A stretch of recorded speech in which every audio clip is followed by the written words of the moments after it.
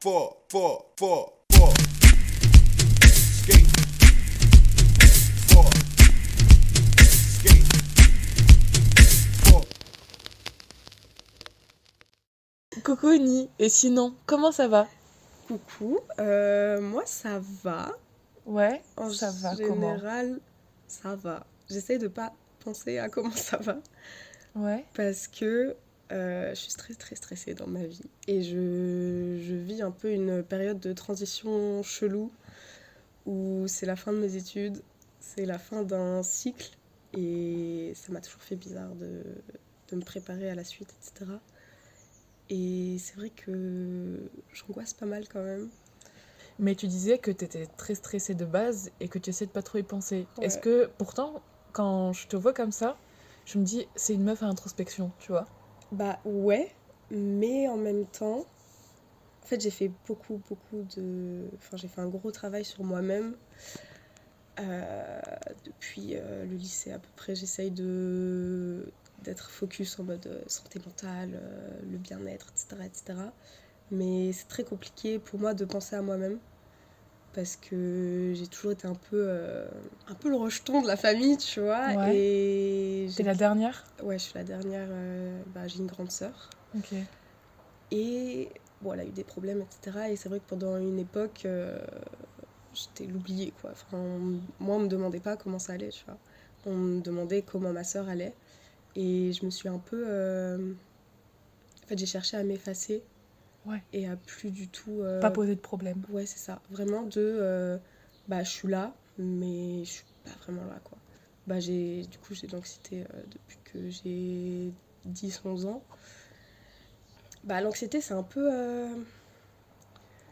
traite comme truc parce que c'est vraiment, tu vas penser à des milliards de choses qui n'ont pas vraiment d'importance dans le sens où, bah, en soi, si tu n'y pensais pas, tu serais très bien dans ta vie et ça irait, tu vois, comme le regard des autres, enfin, même en dehors des autres, des trucs de ta vie, de ton vécu, etc., bah, tu vas y penser fois 1000 et des trucs vraiment importants, tu vas essayer de les enfouir parce que du coup, tu as peur d'y penser. Et la peur de ressentir, j'ai vécu ça pendant très longtemps. J'ai beaucoup d'anxiété sociale, mais ça va beaucoup mieux depuis que je suis à la fac. Bah, est-ce que je fais pas chier les gens? Est-ce que les gens s'intéressent vraiment à moi?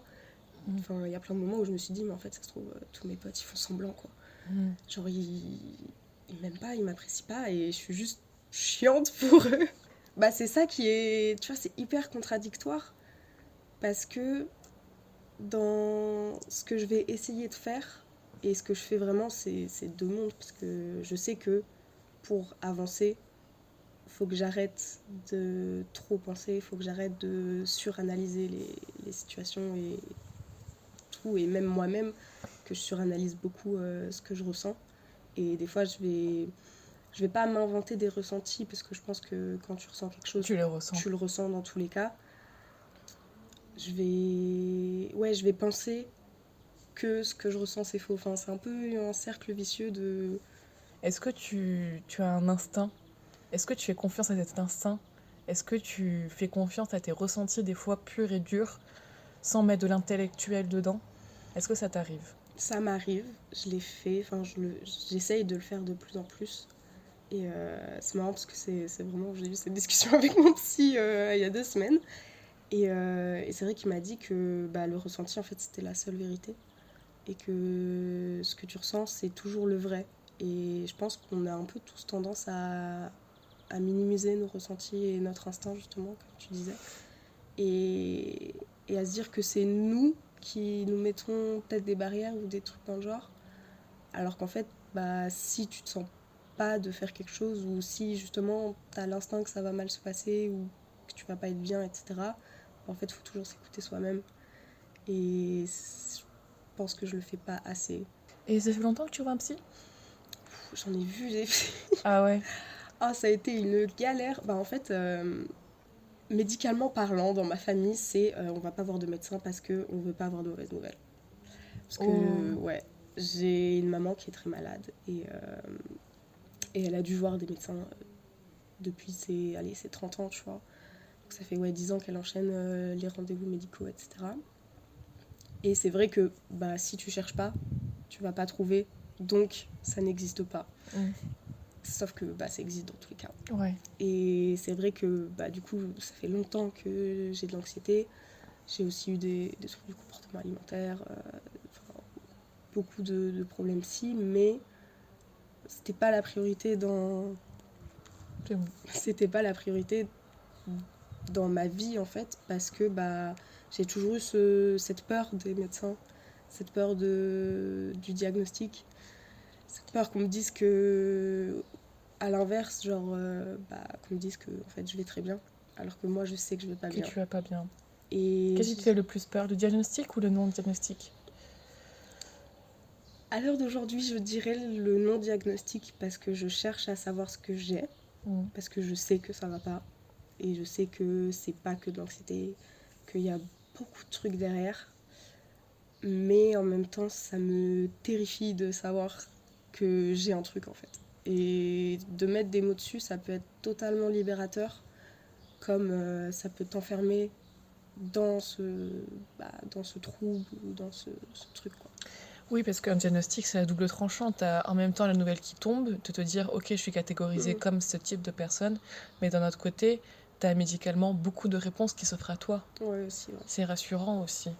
Par exemple, j'ai été sous antidépresseurs là pendant toute cette année scolaire. Et au début, je me disais, faut pas que je prenne de médicaments parce que c'est pas bien, parce qu'on a toujours eu un tabou là-dessus, que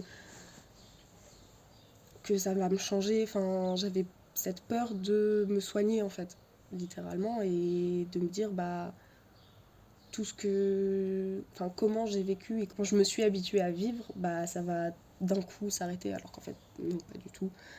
C'est quand même très progressif, et même s'il y a des changements brutaux, il y a beaucoup d'effets secondaires quand même aux médicaments. Enfin, Il y a quoi surtout, comme effet secondaire que tu as relevé? au tout début, c'était surtout physique, parce que j'avais mal au ventre, j'ai fait un malaise le premier jour où je l'ai pris, j'ai eu énormément d'anxiété d'un coup, mais après, sur le long terme, justement, un des effets secondaires, enfin je sais pas si c'est un effet secondaire ou un effet plutôt normal, j'arrêtais de penser en fait. Fallait que je me force à réfléchir. Et imaginons j'avais une semaine de cours, si je prévoyais pas de savoir quel cours j'allais, j'y allais juste pas, et en fait j'y pensais pas. J'ai eu beaucoup de dissociation aussi, parce que en fait j'étais un robot, enfin même pas un robot, parce qu'un robot ça sait plus ou moins ce qu'il doit faire, mais je ressentais rien, j'étais pas stressée, mais en même temps le manque de stress c'est pas bon en soi. Et du coup j'étais totalement perdue en fait dans mon existence, parce que je savais plus ce que je devais faire, je savais limite j'existais plus en fait. Et ça c'est aussi un des trucs qui m'a fait me dire que j'allais arrêter. Là j'ai arrêté comme de la merde, parce que Ça, c'est pas bien, ça. c'est pas bien du tout, faut pas du tout faire ça. Mais T'as arrêté d'un coup. en fait j'ai oublié de les prendre, Ah ouais. et après je les ai pris un jour sur deux. Ah ouais. Et après là ça fait une semaine que je les ai pas pris, et en fait j'ai plus de rendez-vous chez ma psy. C'est vrai que faut pas arrêter les médocs. Et tu parlais de dissociation, ça se manifeste comment, la dissociation? C'est très étrange parce que c'est différent d'une personne à l'autre. Il y a des personnes qui vont plus se voir comme À la troisième personne? à la troisième personne. Il y a d'autres gens, c'est plus un ressenti physique, comme si tu flottes, mais en même temps t'es très lourd.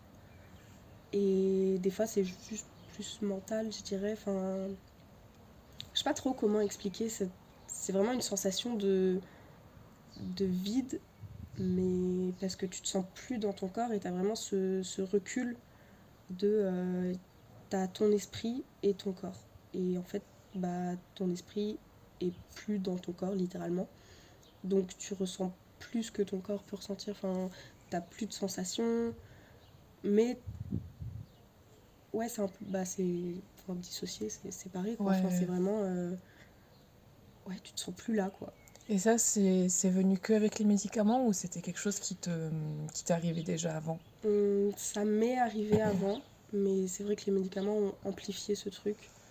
Bah, pendant des crises d'angoisse, il y a beaucoup de moments où, à la fin, en fait, t'en peux tellement plus que ouais, ça fait ce shift de t'es là, t'es plus là. Et parce que bah, en fait, ton cerveau te dit stop, en fait, enfin, c'est trop et il gère plus. Et c'est vrai que la dissociation, ça arrive souvent comme ça, enfin, dans mon cas en tout cas. Ou un trop plein d'émotions, un trop plein de sensations, ça peut aussi. Bah, du coup, enfin, la dissociation peut arriver comme ça. Mais c'est vrai que les médicaments, c'est un Ouais. effet secondaire qui arrive très souvent, Ouais, la ouais. dissociation. T'arrives à faire des pauses comme ça de tes problèmes et d'introspection et de te dire là en ce moment je kiffe et je prends la vie comme elle vient et... Ça m'arrive.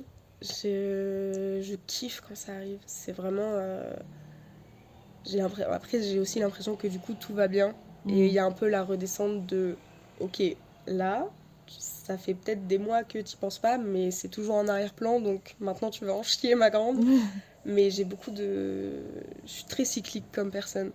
Je suis hyper cyclique et c'est vrai que j'ai des périodes de je m'en fous, je fais ce que je veux, je vais pas penser à mes problèmes, je vais pas penser à ce que pensent les gens, je vais pas penser même à l'argent parce que c'est vrai que c'est quand même une préoccupation chez tout le monde de savoir bah, comment on va payer le loyer, parce qu'il n'y a pas toujours papa maman derrière, et même quand ils sont là, bah, des fois tu peux pas leur demander en fait. Enfin, Bah oui. c'est impossible de comment tu gères ta vie, mais c'est vrai que des fois j'ai des longues périodes de je m'en fous et je vis simplement et je fais ce que j'aime avec les gens que j'aime et c'est magnifique comme moment, c'est trop bien. Ça arrive souvent l'été, je pense que c'est vraiment un truc Ouais. d'été, de saison et de... Tu sais, bah, comme là, le début du printemps, le changement d'horaire et tout, c'est...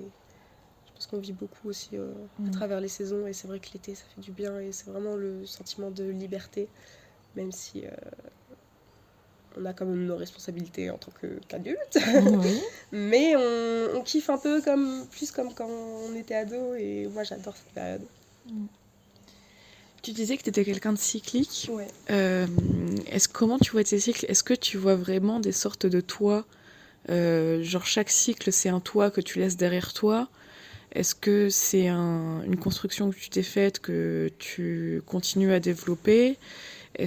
Comment tu vois ces cycles? J'ai un peu une moi de chaque année. Et ça, je me suis rendu compte aussi par rapport aux années scolaires, parce que c'est vraiment ce qui cadre nos vies quand on fait des études. Et c'est aussi la fin de ça, du coup.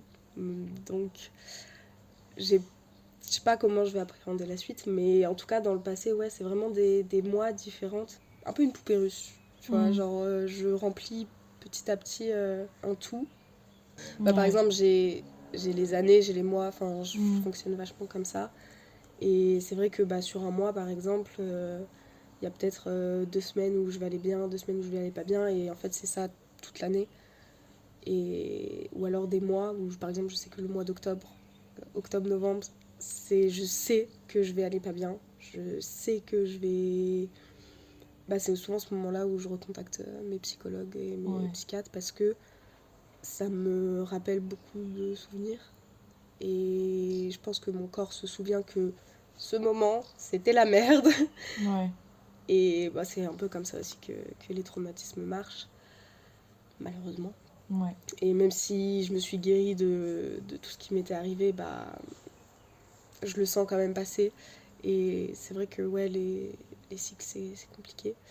Mais pendant un long moment, je me suis pas demandé si j'étais pas bipolaire. Ouais. Parce qu'il y a des cas de bipolarité dans ma famille, que c'est génétique. Ouais. Et c'est vrai que c'est vachement un trouble qui fonctionne par cycle. Enfin, c'est très cyclique, mais en même temps, c'est plus long dans la période. Oui, t'as les périodes d'euphorie, t'as les périodes Ouais, c'est ça. De manie et de dépression. hypermanie. Et c'est vrai qu'en me renseignant là-dessus, je me suis dit que ça pourrait correspondre. mais j'ai l'impression que pour moi, mes cycles sont plus rapides. Ouais. Dans le sens où, en une semaine, je peux passer par de l'euphorie le lundi et après, le vendredi, c'est fini. Je suis en dépression, enfin, il n'y a rien qui va et recommencer la semaine d'après. Et c'est vrai que la rapidité des cycles me fait dire que c'est pas forcément ça. Et j'ai aussi pas envie d'y croire parce que ça engendre beaucoup de trucs. Mm. Mais c'est un petit point d'interrogation. Je ne parle pas de ma santé mentale à mes parents. Ils savent que je vois des psys, ils savent que. Bon, ils sont pas au courant que j'ai pris des médicaments, etc. Parce que, bah, comme je l'ai dit tout à l'heure, c'est très tabou. Ouais. Et c'est vraiment un truc que. Déjà avec ta sœur, ça fait... Ça fait beaucoup et j'ai pas envie. Enfin, je ressens pas le besoin de leur en parler. Je ressens le besoin de leur expliquer certaines choses parce que bah, forcément leurs réactions peuvent m'atteindre. Et bah, par exemple, dans mon anxiété, je leur ai dit voilà, il y a des trucs, je peux pas. Genre, appeler au téléphone, c'est mort, je n'y arrive pas. J'ai beau faire tous les efforts du monde, c'est pas une question d'effort en fait, c'est juste que j'y arrive pas. Et ils savent pourquoi. Pareil, quand je me sens pas bien à des événements familiaux ou par exemple quand on va au restaurant, ils savent pourquoi. Mais je leur ai jamais parlé en détail de mes séances, je leur ai jamais parlé en détail de mes diagnostics. Enfin, je leur ai juste dit ça se passe comme ça et c'est tout. Et c'est vrai que les diagnostics, je les ai beaucoup intériorisés.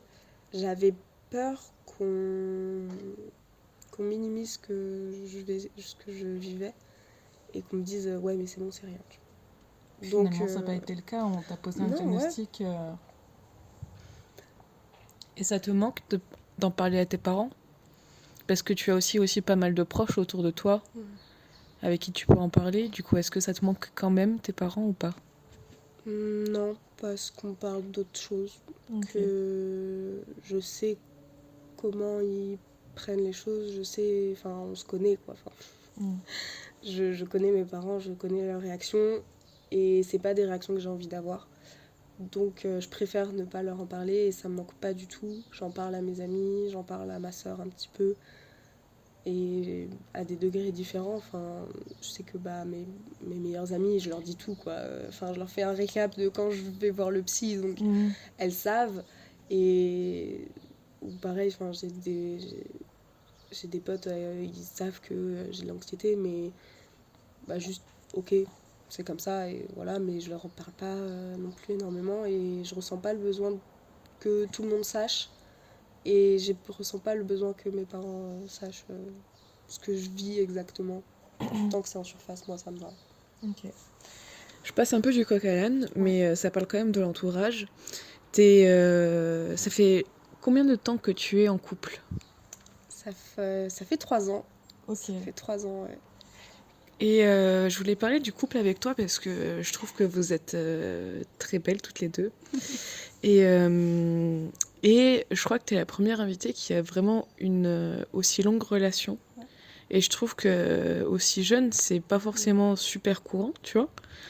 Et voilà, je voulais te poser des questions sur pour toi le couple, qu'est-ce que ça représente, comment tu le vis, comment tu l'abordes, tout ça. Pour moi, l'amour, c'est quand tu peux être toi-même avec une personne sans te poser aucune question. Je sais que j'aime Zoé parce que quand je suis avec elle, bah, c'est comme si j'étais avec moi-même, mais en étant avec quelqu'un et quelqu'un d'unique. Et l'amour, c'est le plus beau des sentiments. Et un couple, c'est beaucoup d'entraide, c'est beaucoup de communication. Je pense que ça peut pas marcher s'il n'y a pas de communication, c'est certain. Ça a été compliqué parce Ouais. qu'on est deux personnes très introverties et on est deux personnes qui n'avons pas appris à extérioriser. Bah, comme je t'ai dit par mon passé, de vraiment. On me demandait pas comment ça allait, donc Tu ne dis bah, pas. je le disais pas quoi. Et elle un peu pareil. Donc c'est vrai que la communication ça a été compliqué au début. Mais ça a fini par. Bah, en fait, on a appris à se connaître et on a appris à déceler chacune les, les petits gestes de l'autre. Bah, par exemple, je pense qu'on se dit beaucoup je t'aime, verbalement, parce qu'on a besoin de l'entendre, mais on se dit aussi beaucoup, beaucoup je t'aime par les gestes, par les petites attentions. Et ça, c'est trop mignon. Oui, parce que un couple pendant 3 ans, ça s'entretient. Enfin, je veux dire, comme tu dis au début, vous aviez pas forcément des problèmes de communication, mais en tout cas des petits manquements au niveau de la communication. Comment on fait pour garder un couple pendant 3 ans et parce qu'on vous voit toutes les deux, vous êtes toujours aussi belles ensemble et tout. Comment on fait pour garder un couple et comment on fait pour garder cet amour? Parce que on dit souvent l'amour dure 3 ans et tout, machin. Comment on fait pour entretenir tout ça? Je pense que le principal, c'est de se laisser le temps d'apprendre la personne, d'apprendre à connaître la personne, d'apprendre à déceler justement ces petits trucs et de profiter de chaque instant, même s'il est mauvais, dans le sens où chaque crise va t'apprendre quelque chose sur la personne et va t'apprendre par la suite à mieux gérer, dans le sens où il y a beaucoup de disputes qui finissent par une séparation, alors qu'au final, si tu le prends dans d'une autre façon, bah, si tu cherches à régler la situation, si tu cherches à régler le conflit, mais il faut que ça se fasse des deux côtés, sinon c'est pas possible.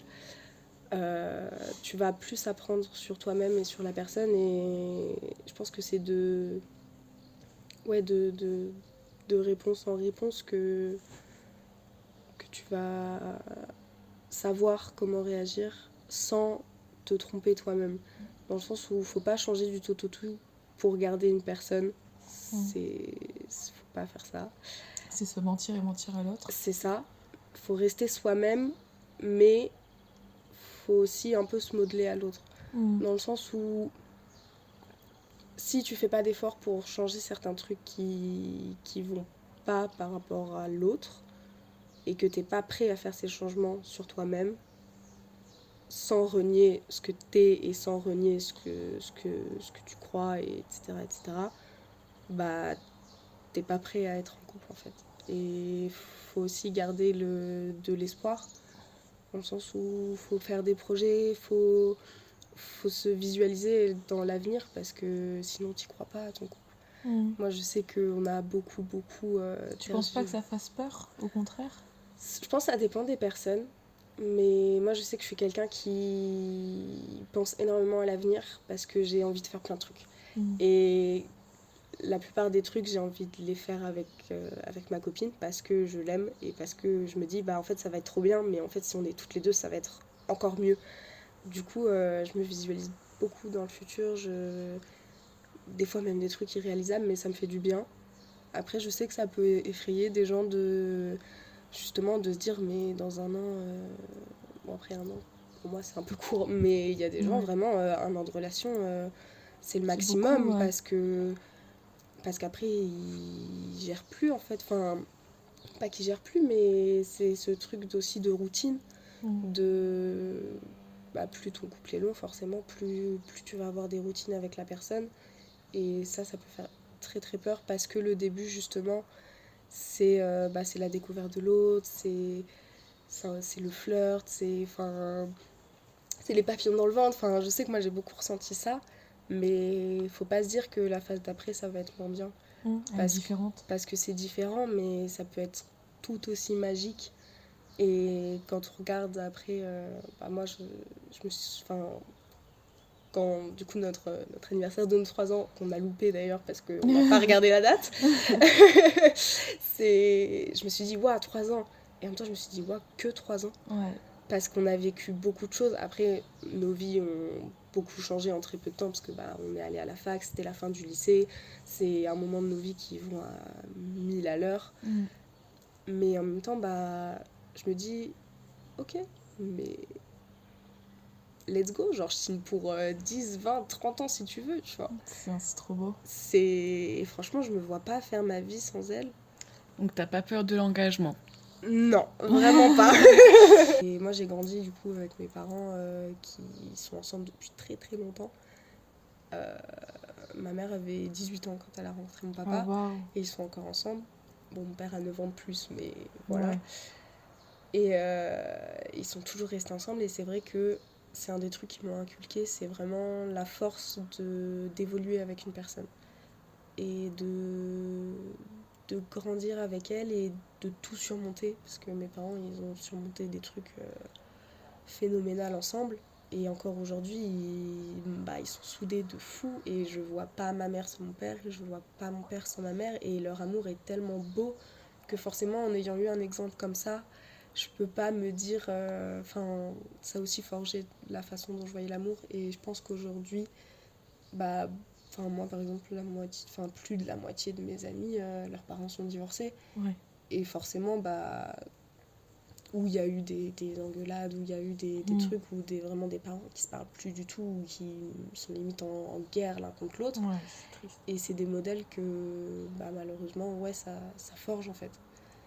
Et tu vois l'amour d'une différente façon, et je pense que les parents, c'est un exemple très fort de ce que peut être l'amour.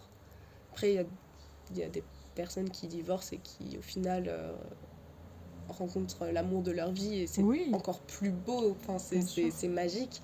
Mais c'est vrai que ça peut être compliqué de vivre de vivre sans modèle d'amour, justement. Pour la vidéo, j'aurais besoin d'une partie de toi que je vais prendre en vidéo. Ça peut être une partie de tes habits, de tes cheveux, de tes yeux, mais il faut que ce soit une partie qui te caractérise. Qu'est-ce que tu penses que je pourrais prendre en vidéo ? En vrai, je dirais mes cheveux, que ça a été une longue bataille. Ouais. Parce que du coup, j'ai les cheveux bouclés. Et quand tu grandis dans les années 2000 avec les cheveux bouclés, c'est dur. C'est dur. Je les ai lissés pendant plus de 10 ans. Putain. T'imagines ? Vraiment. Ce qu'on se fait endurer quand même. Ouais, de ouf. C'est un truc de fou. Et aujourd'hui, j'ai 21 ans et c'est une des premières fois que je vois mes cheveux naturels depuis que... Surtout que t'as des super beaux cheveux, quoi. Mais franchement, je m'en rends compte et j'adore mes cheveux. Et ça a été tellement une relation de haine que je m'excuse envers eux, tu vois. Ok, Vas-y. On a beaucoup parlé d'amour. Ouais. Et il y a pas longtemps, j'ai vu La La Land pour la première fois.